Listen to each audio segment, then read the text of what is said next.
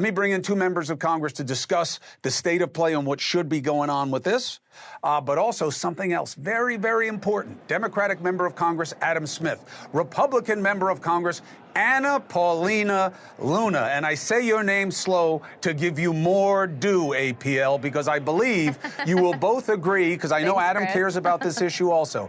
Nothing burns the heinies of the American people like knowing that people in Congress get to trade stocks even when the companies come before them in committees. And we're all looking at Quiver, Quantitative, and the other sites, and it's been a big deal for us here at NewsNation. And today you did something about it, Anna Paulina Luna. Tell us about it. Yeah, so we were actually being told that we, as members, could not engage in the committee hearing on banning insider trading, that the amendment process for if there was a bill brought to the floor would be closed, so we couldn't partake in that. Not to mention that there is a massively bipartisan bill, the bill that I actually filed the discharge petition on, that has over 100 members of Congress, both Democrat and Republican, signed on to, and they actually wanted to gut that, water it down, and send something to the floor that would, frankly, still allow it to happen. So we filed the discharge petition. As you know, Chris, I've actually been pretty successful of that. My Democrat colleague here knows about that. The last one we did was on proxy voting for new parents. But ultimately, we believe, I believe that, you know, when you have members of Congress that are getting 600% returns, members of Congress that have served over 20, 30 years getting 17,000% returns, it's statistically not possible, and you can never truly represent the interests of the American people when you're betting against the markets and worried about your own stock portfolio. So we're trying to ban it. Brother Smith, do you agree, and what do you think about resistance to this idea? Yeah, no, I agree. I think we should ban stock trading by members of Congress and limit their ability to do that. I think the problem is overstated in terms of the number of members who are doing it and the amount of success that they have had. And I worry about the reputation of the institution of Congress. The overwhelming majority of members, we get paid our salary, we go to work. I think we make a difference for the American people. I don't want to taint the entire institution, but that's part of the reason why it's so important to pass this bill. Is to eliminate that possibility of undue influence in influencing stock prices. So yeah, I think it's a good idea. I hope it passes. It takes only one or two stinky fish to make the whole garbage bin reek. That's why it is an important thing. So I'm glad that you guys did it. I'm glad that there's bipartisan buy-in. It shows that people are listening to what Americans are so outraged about. Okay, so now something that's more controversial. And feel free to correct my assertions. I'm not as interested in the first strike, second strike, because I'm more interested in the overall architecture of why the American military is set up outside of Venezuela. APL, do you believe that it is Congress's job to have the administration come to them and make the case before having 10% of our military off the shore of Venezuela? Well, the fact is that 10% of our military has been in a number of places over the last several decades. Obviously, Congress is the only authority to approve war.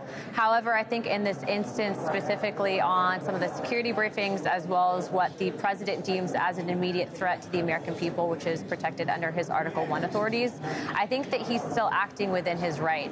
I know that we'll probably have some disagreement here, but what I will tell you and what I will continue to say is a lot of the intelligence that they're getting specifically from these narco traffickers. Not to mention, a lot of people fail to realize, and I'm sure probably, Chris, you might not even know this, but to my knowledge, when Marco Rubio was in Senate, he actually had a hit put out on him by Nicolas Maduro. I don't think many people know that. And so, in my opinion, the government of Venezuela has been actively engaging in what I would say is assassination attempts against sitting U.S. officials, and I don't think it's going to end well for them. Adam Smith, what's your concern? Well, first of all, that last point, I mean, that's a pretty strong charge to make. We need clear evidence of that if we're going to be acting on it militarily, not just an assertion. So I'd be really interested in seeing the evidence on that. But look, I think it's a real problem the president doesn't have authority. You mentioned some of these other wars. Those other wars at least had some authority. Congress passed an authorization for the use of force, rightly or wrongly, in 2001 and 2002. There is no authorization for this. And the president does not actually have Article 1 authority. He has Article 2 authority. Article 1 authority is supposed to be ours. It's supposed to be Congress. So yes, I think the president has not gotten the proper authority, and this does not meet the Article 2 test of an imminent threat of people getting ready to attack the United States of America or United States interests. And that's what's interesting about this boat strike.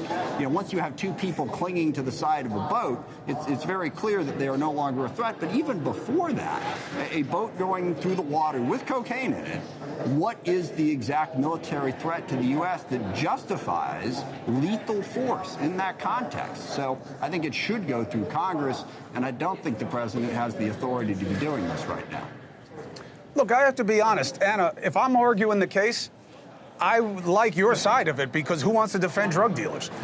You know, Venezuela, though, to have this much force and the president suggesting he's going to have a land incursion soon, that sounds a lot like war to me. Does it not to you?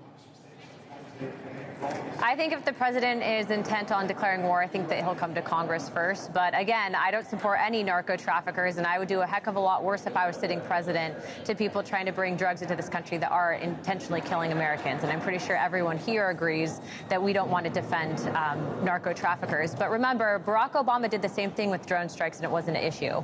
So I feel like no matter what this administration does, there's always going to be critique from many sides. But again, I mean, I support the president, what he's doing with this. This is not just, you know, me sitting here because I'm a Republican. I was in the military. I know the people that are putting together the packages for those strikes. I know them personally from my time in service. And so I will say that there are briefings available to members of Congress specifically that can outline this stuff. But again, before there would be any declaration of war, which you know, Chris, I'm definitely an anti-interventionist in many perspectives. So I obviously don't want to go to war with any country currently right now. I think that it's ultimately up to Congress to decide.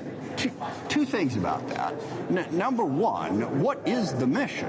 Is the mission to stop drugs coming into the U.S., or is the mission to overthrow the Maduro regime? And you alluded to this earlier, but what are we doing pardoning a convicted drug dealer from Honduras while we're saying, oh my gosh, we have to go after Maduro because he's involved in drug trading? They've actually said, oh, Maduro is an indicted, you know, he has been indicted for smuggling drugs in U.S. court. Well, the guy in Honduras was convicted in U.S. courts for that. So that's problem number one. Problem number two, on the drug dealer point, no one wants to defend a drug dealer. I'm going to defend a drug dealer. But are we in favor of the death penalty for drug dealers? And are we also in favor of the death penalty without any due process whatsoever?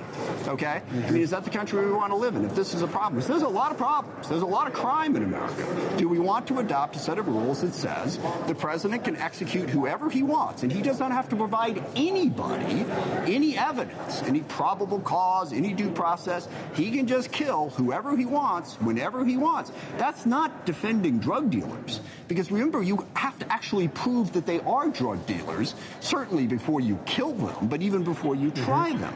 So are we going to be a country that says, no, we don't care about the law. Whoever's in charge, you kill whoever you want to kill. And go ahead and defend it. I mean, that's not defending drug dealers. That's defending constitutional rights. I just think it's the job of Congress to have this debate on this issue, and I'm hoping that the Speaker of the House starts seeing it that way. I saw you nodding your head, Anna Paulina Luna. If it were up to you unilaterally, I would probably be in jail for the rest of my life in terms of how you want to see certain behaviors punished. Look, I have a pretty low tolerance for people that traffic, and an even lower tolerance for people that are engaged in narco trafficking because of what they're doing to their community, their country, and other people. So if it were up to me, I'd probably have some of the perspectives that they hold in you know, parts of the Middle East where you'd basically go to jail or be executed for trafficking. Ultimately, though, you know, there are FISA courts that can pick up information if we find out that these people are in talks with Americans. Potentially, we don't know specifically what they're authorizing. But if it's being tied to that, I highly doubt, and I will confirm, but I highly doubt that these are being made just willy-nilly. But again, you know, listen, I don't think it's willy-nilly. Exhausting. But yeah, I'm not saying it's random. Intelligence to us. Yeah, that's all I'm saying. It's just they should provide it. They should make the case. It should be transparent. That's all. And they haven't. All right, I got to jump. I know they should. I believe they should. So we'll see. All right. Anna Paulina Luna, Thanks, if anybody Cuomo. can make it happen, you will. I appreciate you. Thank you for doing the work of the American people. Thank you for being together. Adam Smith, thank you for showing my audience that right and left can come together. You don't have to agree, but you don't have to be disagreeable. Thank you both. Take care of yourselves.